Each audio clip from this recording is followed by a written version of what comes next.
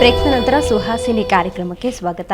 ನೀವು ಕೂಡ ವೀಕ್ಷಕರೇ ಈ ಒಂದು ಕಾರ್ಯಕ್ರಮಕ್ಕೆ ಕರೆಯನ್ನು ಮಾಡಬಹುದು. ನಿಮ್ಮ ವಿವಾಹ ಸಂಬಂಧ ಯಾವುದೇ ರೀತಿಯ ತೊಂದರೆಗಳಿದ್ದಲ್ಲಿ, ಸಮಸ್ಯೆಗಳಿಲ್ಲದೆ ಕರೆ ಮಾಡಬಹುದು. ನಿಮ್ಮ ಸಮಸ್ಯೆಗೆ ಪರಿಹಾರ ಕೂಡ ಸಿಗುತ್ತೆ. ಈಗ ಪ್ರತಿಮಾ ಅವರು ಬೆಂಗಳೂರಿನಿಂದ ಕರೆ ಮಾಡಿದ್ದಾರೆ. ಪ್ರತಿಮಾ, ನನ್ನ ಧ್ವನಿ ಕೇಳಿಸ್ತಾ ಇದೆಯಾ ನಿಮಗೆ? ಮೇಡಮ್, ನನ್ನ ಹೆಸರು ಪ್ರತಿಭಾ ಅಂತ ಹೇಳಿ. ಪ್ರತಿಮಾ ಅಲ್ಲ? ಓಕೆ, ಪ್ರತಿಭಾ ಅವರೇ, ಲಾಯರ್ ಅನಿತಾ ಅವರಿದ್ದಾರೆ. ನಿಮ್ಮ ಸಮಸ್ಯೆ ಹೇಳಿ. ಮೇಡಮ್ ನಮಸ್ತೆ. ನಮಸ್ತೆ, ಹೇಳಿ ಪ್ರತಿಮಾ. ಮೇಡಮ್, ಮ್ಯಾರೇಜ್ ಆಗಿ 1 year ಆಯ್ತು. ಅವ್ರ ಹುಡುಗನ ಮನೆ ಇರೋದು ಬೇರೆ ಪ್ಲೇಸ್ ಅಲ್ಲಿ, ಬಟ್ ಅವ್ರ ಮನೇಲಿ ಇದ್ದಿದ್ದು ಜಸ್ಟ್ 2 months ಅಷ್ಟೇ. ಬಟ್ ಏನು ಸರಿ ಬರಲಿಲ್ಲ ಅಂತ ನಾನು ನಮ್ಮ ಮಮ್ಮಿ ಮನೆಗೆ ಬಂದ್ಬಿಟ್ಟಿದ್ದೀನಿ. ಬಟ್ ಅವರು ಕೂಡ ಬೇರೆ ಮನೇಲಿ ಕುತ್ಕೊಂಡು ಇದೆಲ್ಲ ಯಾವ್ದು ಸರಿ ಬರಲ್ಲ ಅಂತಂದ್ರೆ ಜಸ್ಟ್ ಸ್ಟಾಂಪ್ ಪೇಪರ್ ತಗೊಂಡ್ ಬಂದು ಅದ್ರೊಳಗೆ ಬರ್ಸಿದ್ದಾರೆ. ಸೊ ನಿನ್ಗೂ ಅವ್ರಿಗೂ ಏನೇ ಸಂಬಂಧ ಇಲ್ಲ, ಮತ್ತೆ ಏನು ಕೊಡೋದು ಬಿಡೋದು ಏನು ಇಲ್ಲ ಅಂತ ಹೇಳ್ಬಿಟ್ಟು ಬರ್ಸ್ಬಿಟ್ಟಿದ್ದಾರೆ. ಅದಕ್ಕೆ ನಾನು ನಮ್ಮ ಮಮ್ಮಿ ಡ್ಯಾಡಿ ಎಲ್ಲ ಸೈನ್ ಮಾಡ್ಬಿಟ್ಟಿದ್ದೀವಿ. ಸೊ ಯಾರು ಲಾಯರ್ ಏನು ಬಂದಿಲ್ಲ, ಬಟ್ ಅದು ಗೋಲ್ಡ್ ಮತ್ತೆ ಸಿಲ್ವರ್ ಎಲ್ಲ ಅವ್ರ ಹತ್ರ ಇದೆ, ಕೊಡಲ್ಲ ಅಂತ ಹೇಳ್ತಿದ್ದಾರೆ. ಅದಕ್ಕೆ ಏನ್ ಮಾಡ್ಬೋದು ಅಂತ ಗೊತ್ತಾಗ್ತದೆ. ಪ್ರತಿಮಾ, ಮೊದಲನೇದಾಗಿ ನೀವು ಮಾಡಿರೋದು ಅದು ಕಾನೂನು ಪ್ರಕಾರನೇ ಅಲ್ಲ. ಆ stamp paper it is not valid ಅಂತ ಹೇಳಿದ್ರೆ ಏನೇ ಆಗಲಿ ಕೋರ್ಟ್ ಮುಂದೆನೇ, ಒಂದು ಫ್ಯಾಮಿಲಿ ಮ್ಯಾಟರ್ ಆದರೆ ಕೋರ್ಟ್ ಮೂಲಕನೇ ಆಗಬೇಕು. ಇಲ್ಲಿ ನೀವು ಲಾಯರು ಇಲ್ಲ, ಕೆಲವ್ರು ಏನು ಮಾಡ್ತಾರೆ, ನೋಟ್ರೈಸ್ ಮಾಡ್ತಾರೆ, ಅದು ವ್ಯಾಲಿಡ್ ಅಲ್ಲ. ಜಸ್ಟ್ ಅದೊಂದು ಅಗ್ರಿಮೆಂಟ್ ಥರ ಮಾಡ್ಕೊಳ್ತಿರೋದು ನೀವಾಗಿ. ಅಷ್ಟೇ ಮೇಡಮ್, ಅದು ಕೊಡೋದು ಅದು ಅವ್ರ ಹತ್ರ ಸ್ಟ್ರೆಸ್ ಅಲ್ಲಿ ಇದ್ವಿ ನಾವು. ಸೈನ್ ಮಾಡ್ಬಿಟ್ಟಿದೀವಿ ನಾನು, ನಮ್ಮ ಮಮ್ಮಿ ಡ್ಯಾಡಿ ಎಲ್ಲ. ಅವ್ರ ಕಡೆ 25 people ಇದ್ರು. ಸೊ ಅದು ಬರತ್ತಾ ಇಲ್ವಾ ಗೊತ್ತಾಗ್ತಾ ಇಲ್ಲ ಮೇಡಮ್, ಎಲ್ಲ ಅವ್ರ ಹತ್ರನೇ ಇದೆ. ಇಲ್ಲ, ನೀವೊಂದು ಕೆಲಸ ಮಾಡಿ, ಅದೇನು ವ್ಯಾಲಿಡ್ ಏನಲ್ಲ. ನೀವೊಂದು ಕೇಸ್ ಹಾಕ್ಬೋದು under domestic violence act. That is protection of, ನಿಮ್ಮ ಹತ್ರದಲ್ಲಿರೋ ಅಡ್ವೊಕೇಟ್ನ ಕನ್ಸಲ್ಟ್ ಮಾಡಿ. ನೀವಿದು protection of women under domestic violence act ಅಂತ ಒಂದು ಆ್ಯಕ್ಟ್ ಇದೆ. ಅದರಲ್ಲಿ ನೀವು ಇರೋದೆಲ್ಲ ನೀವು ಡೀಟೇಲ್ ಆಗಿ ಬರೀರಿ. ನೀವೀಗ 2 ತಿಂಗಳೇ ಅಲ್ಲಿ ಇದ್ದಿದ್ದು ಅಂತ ಹೇಳಿದ್ದೀರಾ ನೀವು. ಬಟ್ ಏನ್ ಕಾರಣ, is it the mistake of the husband or yourself? ಅದನ್ನ ಫಸ್ಟ್ ನೀವು ಸ್ಟಡಿ ಮಾಡಬೇಕು. ಇದ್ರು ಮೇಡಮ್, ಬಟ್ ಅದನ್ನೆಲ್ಲ ಅವ್ರು ಏನಕ್ಕೆ ಇಟ್ಕೋತಾರೆ ಅಲ್ವಾ? ನಾನೇ ಬೇಡ ಅಂದ್ಮೇಲೆ ಅದೆಲ್ಲ ಏನಕ್ಕೆ ಇಟ್ಕೋತಾರೆ ಹೇಳಿ? ಅಲ್ಲ, ನೀವೇ ಬೇಡ ಅಂತ ಹೇಳಕ್ಕೆ they should be a reason for that. Yes, we have our side also if there is a mistake, ಅವ್ರ ಸೈಡಿನೂ ಮಿಸ್ಟೇಕ್ ಇದೆ ಅಲ್ವಾ? So we said it is not complete. So ಬೇಡ ಅಂತ ಅಂದ್ಬಿಟ್ಟು we are separated, but it's not in. ಅಲ್ಲ, you are not separated as per law. As per law you are still husband and wife. Yeah, but we are not living together. I'm in my parents' house. Right Pratima. But ಏನು ಗೊತ್ತಾ, ನೀವು ಖಂಡಿತ ನೀವು court approach ಆಗಲೇಬೇಕು. You have to apply for a divorce. ನೀವು ಈಗಲೇ divorce apply ಮಾಡೋ ಮುಂಚೆನೇ you file a case under domestic violence act. As for all the requirements. ಅಂದರೆ ಎಷ್ಟೊಂದು ಪ್ರಾವಿಷನ್ಸ್ ಇದೆ. ಒಂದು, ನಿಮಗೆ ಬರಬೇಕಾಗಿದ್ದ ಹಣ ಕಾಸೆಲ್ಲ ನಿಮಗೆ ಸೇರಬೇಕು. ಏನೇ ಜ್ಯುವೆಲ್ರಿ ನೀವು ಅಲ್ಲಿ ಕೊಟ್ಟಿದ್ದೀರಾ ಅದೆಲ್ಲ ನಿಮಗೆ ಬಂದು ಸೇರುತ್ತೆ ಅಂಡರ್ ಡೊಮೆಸ್ಟಿಕ್ ವೈಲೆನ್ಸ್ ಆ್ಯಕ್ಟ್. ಅದು ಫಸ್ಟ್ ಫೈಲ್ ಮಾಡಿ ನಂತರ ಅದೆಲ್ಲ ಸಿಕ್ಕಾದಮೇಲೆ ಅದರಲ್ಲೇ ಬೇಕಾದ್ರೆ mediation, in that case itself ಮೀಡಿಯೇಷನ್ಗೆ ಕಳಿಸ್ಕೊಡ್ತಾರೆ. ಆವಾಗ ನೀವಿಬ್ಬರು ಮಾತಾಡ್ಕೊಂಡು ಪರಸ್ಪರ you can come for a decision. Mutual consent ಹಾಕೋಬೋದು.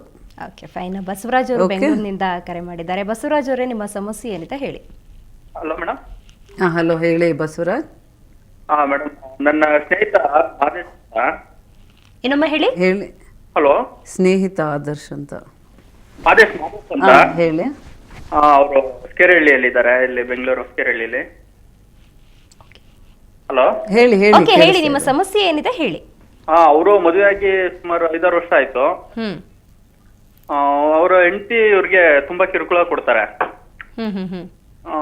ಅಮ್ಮನ್ ಏನಂತಾನೆ ಗೊತ್ತಾಯ್ತಾ ಇಲ್ಲ. ಅಮ್ಮನ ಅರ್ಥ ಮಾಡ್ಕೊಳ್ಳೋದೇ ಕಷ್ಟ ಆಗ್ತೈತೆ. ಅವನೇನು ತುಂಬಾ ಒಳ್ಳೆಯವನ್, ಪಾಪ ಕ್ಯಾಬ್ ಡ್ರೈವರ್ ಅವನು. ಟಾರ್ಚರ್ ಕೊಡ್ತಾಳೆ. ಓಕೆ ಬಸವರಾಜ್, ಅವ್ರ ಮನೆಯವರೆಲ್ಲ ಇವ್ಗೆ ನಿನ್ಗೆ ಕೇಸ್ ಹಾಕ್ಬಿಟ್ಟು ನಿನ್ನಿಂದ ತಿಂಗಳಿಗೆ 10,000 ತಗೊಂತೀವಿ, 20 ಲಕ್ಷ ಇದು ದುಡ್ಡು ಕೊಟ್ಬಿಡೋ, ಕರ್ಕೊಂಡು ಹೋಗ್ಬಿಡ್ತೀವಿ ಅಂತ ಈ ತರ ಎಲ್ಲ ತೊಂದರೆ ಕೊಡ್ತಾರೆ.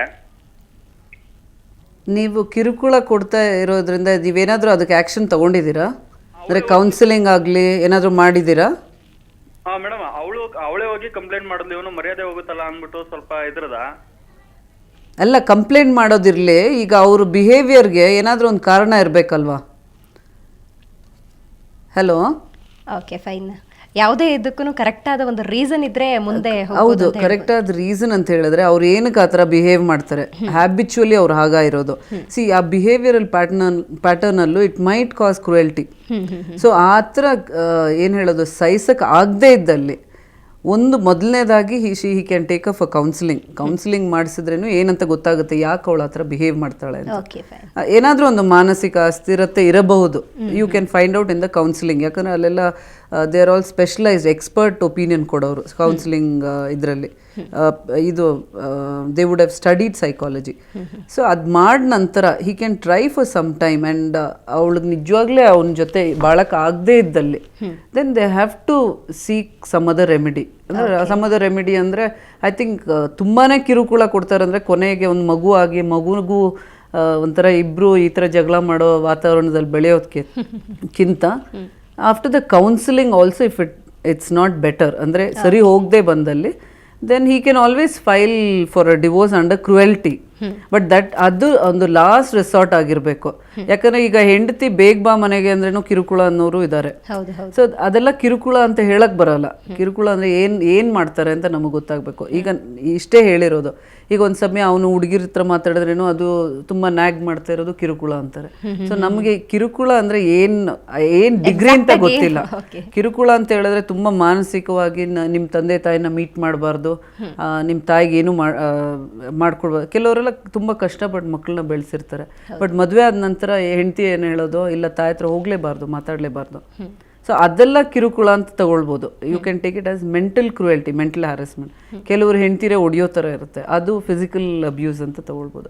ಸೊ ಅಂಡರ್ ದೋಸ್ ಗ್ರೌಂಡ್ಸ್ ಅವರು ಡೈವರ್ಸ್ಗೆ ಹಾಕ್ಬೋದು. ಇಲ್ಲದ್ರೆ ಕಿರುಕುಳ ಕೊಟ್ಟರೆ ಇವ್ರು ಫಸ್ಟ್ ಸ್ಟೇಜ್ ಮಾಡಬೇಕಾಗಿರೋದು ಅವ್ರನ್ನ ಒಳ್ಳೆ ಕೌನ್ಸಿಲಿಂಗ್ ಸೆಂಟರ್ ಕರ್ಕೊಂಡು ಹೋಗಿ ಕೌನ್ಸಿಲಿಂಗ್ ಮಾಡಿಸೋದೆ. ಅಂದರೆ ಇಬ್ಬರಿಗೂ, ಅವ್ರಿಗೊಬ್ರಿಗಲ್ಲ, ಅವ್ರು ಮಾಡೋಕ್ಕೂ ಏನೋ ಕಾರಣ ಇರುತ್ತೆ. ಸೊ ಇಬ್ಬರು ಕೂತ್ಕೊಂಡು ಅಲ್ಲಿ counselling session they have to undergo. ಅವಾಗ ಒಂದು ಪರಿಹಾರ ಅವ್ರು ಕೊಡ್ಬೋದು ಅವರು ಕೌನ್ಸಿಲಿಂಗ್ ಸೆಂಟರಲ್ಲಿ. ಸೊ ಅದ್ರ ಪ್ರಕಾರ ಫಾಲೋ ಮಾಡಿ ಲಾಸ್ಟ್ ರೆಸಾರ್ಟ್ ಇಸ್ ಸೆಪರೇಷನ್. ಅದಕ್ಕಿಂತ ಮುಂಚೆ ಅದ್ರ ಬಗ್ಗೆ ಯೋಚನೆನೂ ಮಾಡೋಕ್ಕೆ ಹೋಗ್ಬೇಡಿ. ಓಕೆ, ಈಗೊಂದು ಬ್ರೇಕ್ ವೀಕ್ಷಕರೇ. ಬ್ರೇಕ್ನ ನಂತರ ಸುಹಾಸಿನಿ ಕಾರ್ಯಕ್ರಮ ಮುಂದುವರಿಯುತ್ತೆ.